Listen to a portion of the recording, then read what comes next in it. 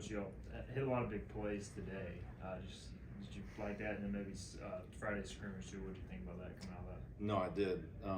You know, as anybody knows, it's watched us not only last year but over the years. Like when we can produce explosive plays, and it's something that we harp on a ton. Just finding ways to create them.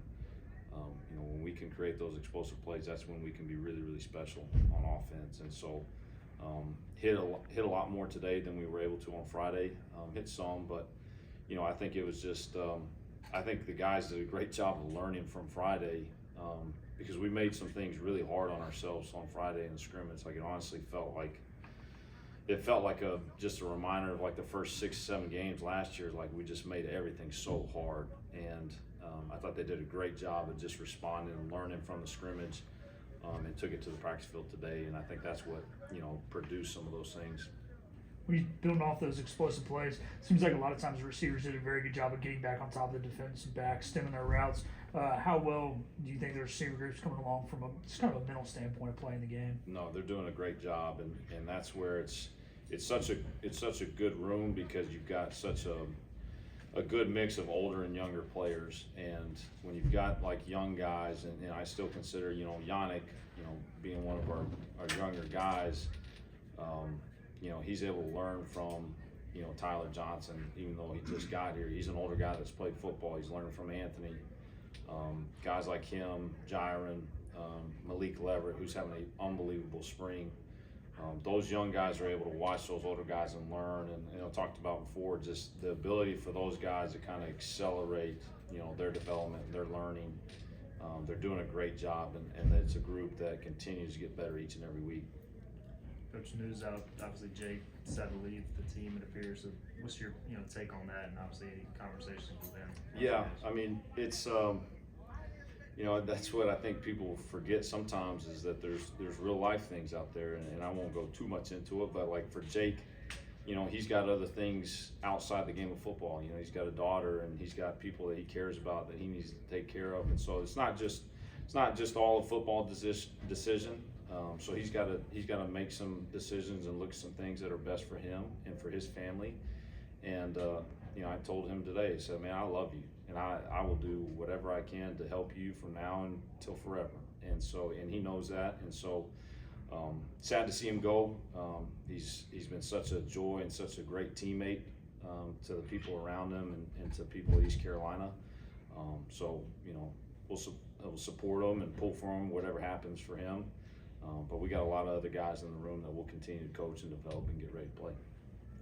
Watching them today, it just seemed like there was the guys behind Caden. There was almost like new energy competing for that number 2 spot. I don't know. What's your take on that? No, I mean it is what it is. Like they see it as an opportunity. Like we got a great room, and they love each other and they respect each other. But at the same time, like they're competitive and so they see it as an opportunity. They see reps, they see, positions that they can go get. And you saw that today. You saw some guys all of a sudden like had a little sense of urgency to them. And so that was nice to see, and that's what you want. And that's what we know about the room. It's a talented room. And, I was excited for those guys because it just means more reps and opportunities for them to grow and develop. Raheem's doing something that a lot of college athletes don't do, and that's sticking around even though he's not getting the playing time that he might want. But what are you seeing from him this spring? Yeah, I mean, same thing as the rest of those guys. Like he's done a great job of just developing, getting better. And you're right, but again, like it's a testament not only to Raheem but to this place.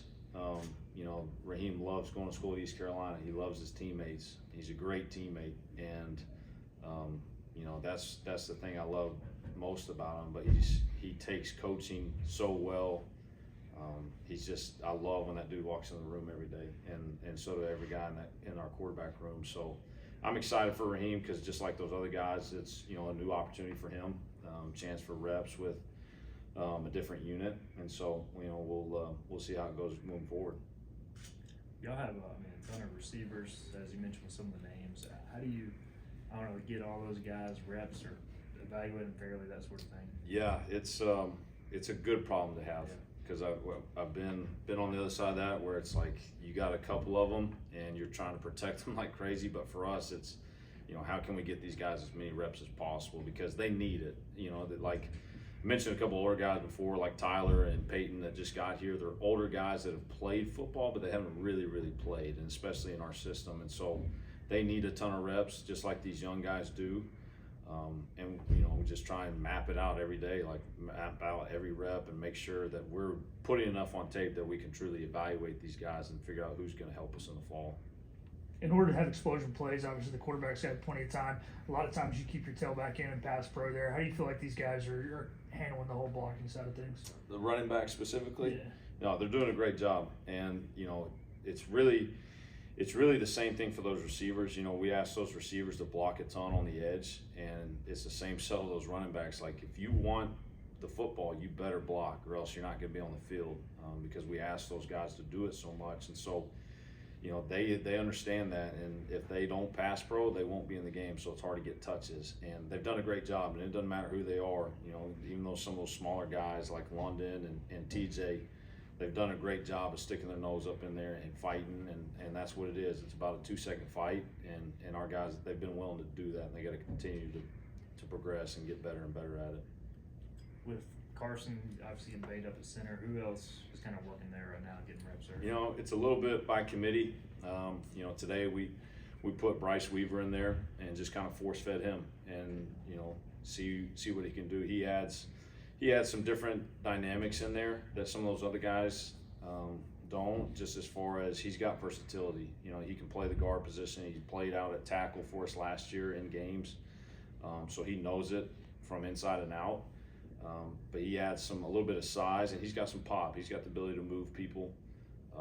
And believe it or not, I mess with him all the time. He's a goofball, but he's got some leadership qualities, and you want that from that position. You want him to be able to speak up and get guys pulling in the right direction like a Dustin Hall would. And so, Bryce has been in there, Darius has been in there, and we'll just keep going. None of those guys have really done it before in a game, but they've got the ability to snap, and that's a huge deal for us right now. Anything else? Thank you, Coach.